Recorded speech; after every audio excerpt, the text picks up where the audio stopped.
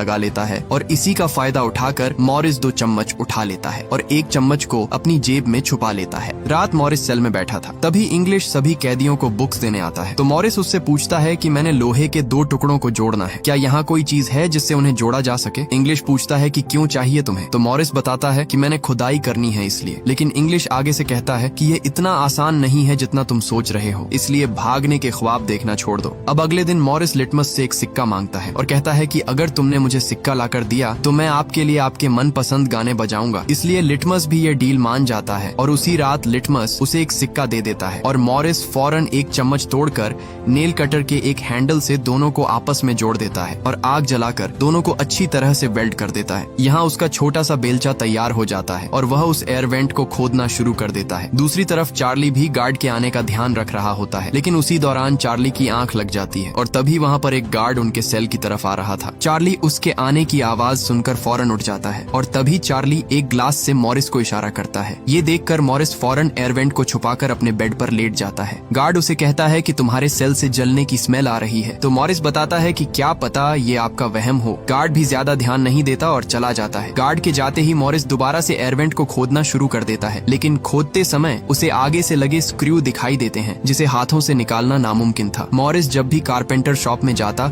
वो अपनी जेब में एयर वेंट से निकाली हुई मिट्टी भी फेंक देता और उसी दिन उसे कारपेंटर शॉप से एक छोटा सा स्टील का टुकड़ा मिल जाता है। मॉरिस चार्ली से कहता है कि यही तो मैं ढूंढ रहा था, लेकिन चार्ली कहता है कि मेटल डिटेक्टर में तो पता चल जाएगा। जब मॉरिस अंदर जाता है तो वहाँ तुरंत मेटल डिटेक्टर का अलार्म बजने लगता है। आगे से मॉरिस गार्ड को वो स्टील का टुकड़ा दिखाता है और कहता है कि मैं इस पर अपने कपड़े लटकाऊंगा, लेकिन गार्ड को उस पर शक होता है और वो टुकड़ा उससे ले लेता है और उसे जाने देता है। लेकिन उस बेचारे गार्ड को क्या पता कि मॉरिस ने एक स्टील टुकड़े की जगह 2 स्टील के टुकड़े उठा लिए थे। एक टुकड़ा उसने अपने हाथ में रखा हुआ था, दूसरा अपने जूते के नीचे छुपा दिया था और उस स्टील के टुकड़े से तुरंत वो जाली को तोड़ देता है। दूसरी तरफ चार्ली भी अपने लिए पेंटिंग के लिए कुछ सामान मंगवाता है। यहाँ जॉन भी अपने सेल के एयर वेंट को खोद रहा होता है। इधर क्लैरेंस भी मैगजीन्स के पेपर से एक डमी सर बना रहा था। दूसरी तरफ मॉरिस भी पेंट मंगवाकर उस डमी सर पर पेंट करके एक डमी सर तैयार कर लेता है और उसी रात वो सर को अपने बेड पर रख देता है और एयर वेंट से बाहर निकलकर अपने बनाए हुए नकली एयर वेंट को लगाकर तुरंत पाइपलाइन को पार करके आगे बढ़ता है। दूसरी तरफ एक गार्ड आकर मॉरिस के सेल को देखता है तो वहाँ पर डमी सर पड़ा हुआ था, लेकिन गार्ड को शक नहीं होता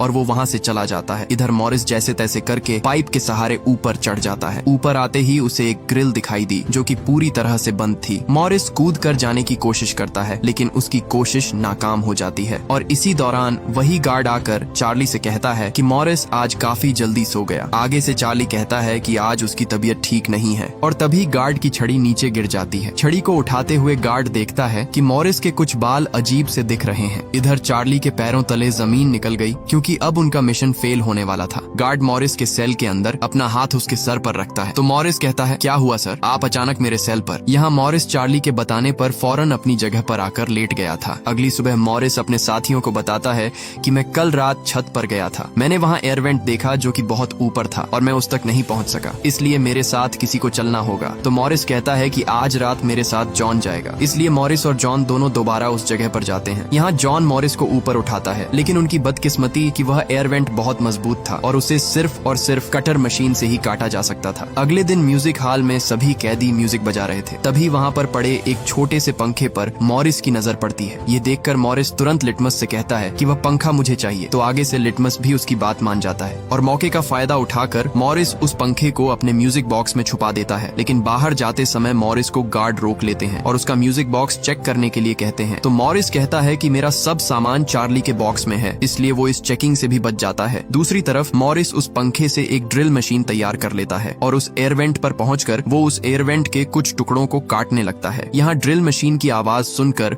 गार्ड्स ऊपर देखने के लिए आता है, लेकिन इससे पहले कि वो वहाँ पहुँच पाता मॉरिस अपना काम कर देता है। अगले दिन मूवी हॉल में सब मूवी देख रहे होते हैं और मॉरिस सभी साथियों से पूछता है कि सब काम कहाँ तक पहुँचा। तो आगे से वो बताते हैं कि हमारी तैयारी पूरी है, बस भागने की देर है। और यहाँ ये चारों साथी सोमवार की रात को इस जेल का रुतबा मिट्टी में मिलाने वाले थे, क्योंकि अब चारों साथियों ने इस जेल से भागने की पूरी तैयारी कर ली थी। अगले दिन खाने के समय मॉरिस ने डॉग की याद में उसका फूल टेबल पर रखा हुआ था और वहाँ वार्डन उसे देखकर उस फूल को वहीं पर कुचल देता है। ये देखकर लिटमस को बहुत गुस्सा आता है और वह वार्डन पर हमला करता है, लेकिन उसी समय उसे हार्ट अटैक आ जाता है और लिटमस वहीं पर मारा जाता है। ये देखकर मॉरिस और सभी साथियों को उस पर बहुत गुस्सा आता है, लेकिन वार्डन बेचारे को क्या पता कि आज रात ये सब यहाँ से भागने वाले हैं। उसी रात इंग्लिश वहाँ बुक देने के लिए आता है, तो मॉरिस उससे हाथ मिलाकर गुड बाय कहता है। इंग्लिश आगे से समझ जाता है कि मॉरिस आज रात भागने वाला है, इसलिए वह गुड बाय कहकर चला जाता है। लेकिन उसी रात वार्डन अचानक मॉरिस के सेल को चेक करने के लिए आ जाता है। यहाँ मॉरिस के पैरों तले जमीन निकल जाती है, क्योंकि इतने महीनों की मेहनत आज जाया होने वाली थी। और गार्ड मॉरिस के सेल को पूरी तरह से हर एक कोना चेक करता है, और तभी वार्डन उसके सूट बॉक्स को हटाता है जहाँ से मॉरिस ने सुरंग बनाई हुई थी। ये देखकर मॉरिस के पसीने छूट जाते हैं, लेकिन मॉरिस ने वहाँ इतनी बारीकी से काम किया हुआ था कि वार्डन को भनक तक नहीं लगी, और वार्डन वहाँ से चला जाता है। जाते समय वार्डन गार्ड से कहता है कि आजकल मॉरिस की हरकत मुझे ठीक नहीं लग रही। तो आगे से गार्ड बताता है कि मॉरिस पूरी रात चार्ली से बातें करता रहता है। वार्डन उससे कहता है कि कल ही उन दोनों को अलग कर दो और दोनों के सेल चेंज कर दो। अगले दिन खाने के समय वुल्फ मॉरिस को धमकी देता है कि मैं तुम्हारे लिए एक गिफ्ट लाया हूँ और आज रात तुम्हें नहीं छोड़ूंगा। इसलिए मॉरिस जॉन से कहता है कि अपना सब सामान तैयार कर लो, आज रात निकलना होगा हमें। और उसी दिन वुल्फ चाकू से मॉरिस पर हमला करने वाला होता है कि तभी इंग्लिश वहाँ पर उसे पकड़ लेता है, क्योंकि इंग्लिश भी मॉरिस के साथ ही था। यहाँ इंग्लिश यह नहीं चाहता था कि जाने से पहले मॉरिस को कुछ हो। अब रात में मॉरिस, क्लैरेंस और जॉन तीनों ऊपर छत पर जा रहे थे, लेकिन यहाँ चार्ली को अपने सेल में घबराहट होने लगती है और वह समय पर वहाँ से नहीं निकल सका। दूसरी तरफ उसके तीनों साथी ऊपर एयरवेंट पर पहुँच जाते हैं और काफी देर तक चार्ली का इंतजार करते रहे। इसलिए उन्हें लगा कि चार्ली ने अपना फैसला बदल लिया है, इसलिए वह चार्ली को छोड़कर वहाँ से ऊपर निकल जाते हैं। दूसरी तरफ गार्ड को भी शक नहीं होता, क्योंकि मॉरिस ने वहाँ पर अपने बनाए हुए डमी सर रख दिए थे। लेकिन चार्ली अपने डर की वजह से अपने सेल में ही था। उसकी आंखों से आंसू बहते रहे, क्योंकि उसकी आजादी उससे दूर हो रही थी। इधर जैसे तैसे करके वो तीनों बिल्डिंग के टॉप पर पहुंच जाते हैं और एक पाइपलाइन से बिल्डिंग को पार कर लेते हैं। दूसरी तरफ चार्ली का दिल जोश से भर उठता है और वो भी अपने सेल से बाहर निकलने लगता है। जैसे तैसे करके वो भी ऊपर एयरवेंट तक पहुंच जाता है, लेकिन वो एयरवेंट बहुत ऊपर थी, इसलिए वो अकेला ऊपर चढ़ नहीं सकता था। और यहाँ चार्ली एक बार फिर अपनी हिम्मत हार जाता है। दूसरी तरफ किसी तरह तीनों गार्ड से बचाते हुए एक एक करके ग्रिल की दीवार को तीनों पार कर लेते हैं और खुशी से तीनों समुद्र के किनारे पहुंच जाते हैं और जल्दी से अपने अपने रेन कोट्स में हवा भरने लगते हैं। और किसी तरह पूरी हवा भरकर वो रेन कोट्स को पानी में डालकर वहाँ से भागने में कामयाब हो जाते हैं। अगली सुबह गार्ड सभी सेल्स को एक एक करके चेक कर रहा होता है। तभी गार्ड को चार्ली एक दीवार की तरह खड़ा हुआ दिखाई देता है, क्योंकि चार्ली का दिल पूरी तरह टूट चुका था। उसके तीनों साथी उसके सामने से भाग गए, लेकिन वो अपने डर की वजह से वहीं का वहीं बैठा रहा। इसी दौरान एक गार्ड मॉरिस के सेल पर आकर उसे उठाता है, लेकिन कोई हलचल न होने पर गार्ड मॉरिस की सेल के अंदर जाकर उसे जोर से उठाता है। तभी वहाँ पर वह नकली सर नीचे गिर जाता है, जिसे देखकर गार्ड के होश उड़ जाते हैं। उसके बाद पूरी जेल में इमरजेंसी अलार्म बजने लगता है और इंग्लिश भी समझ जाता है कि मॉरिस और उसके साथी भागने में कामयाब हो चुके हैं। दूसरी तरफ वार्डन भी समंदर तक पहुँच जाता है और एक सार्जेंट से पूछता है कि तुम्हें कुछ मिला है। तो आगे से वह एक थैली दिखाता है जिसमें तीनों का कुछ सामान मिलता है, जिसे देखकर वार्डन कहता है कि वे जरूर पानी में डूबकर मर चुके होंगे। तभी वार्डन को किनारे पर वही फूल गिरा हुआ मिलता है, जिसे देखकर उसे समझ आता है कि मॉरिस उससे डॉक का बदला ले चुका है। इसी दौरान एक गार्ड आकर वार्डन से कहता है कि डायरेक्टर ने आपको बुलाया है। आगे से वार्डन कहता है कि एक न्यूज फैलाओ कि वे तीनों रात को ही डूबकर मर चुके हैं। यहाँ वार्डन अपनी नौकरी और इज्जत बचाने के लिए एक झूठी रिपोर्ट जारी कर देता है, लेकिन अंदर ही अंदर वार्डन जल रहा था, क्योंकि उसके हाथों से मॉरिस जेल तोड़कर भाग निकला और 1 साल के अंदर इस जेल एल्केट्राज को पूरी तरह बंद कर दिया जाता है। और ये मूवी यहीं पर एंड हो जाती है। अगर ये वीडियो आपको अच्छी लगी तो इसे लाइक करें।